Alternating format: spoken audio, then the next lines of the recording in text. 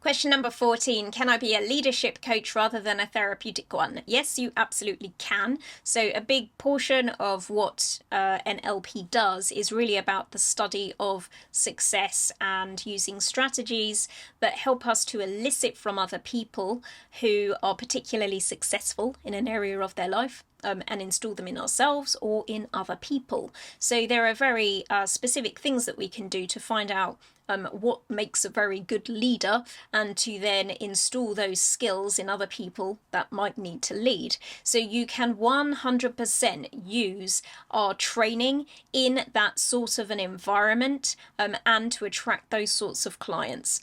I will also add, for me personally, I definitely work more on the therapeutic than the corporate side.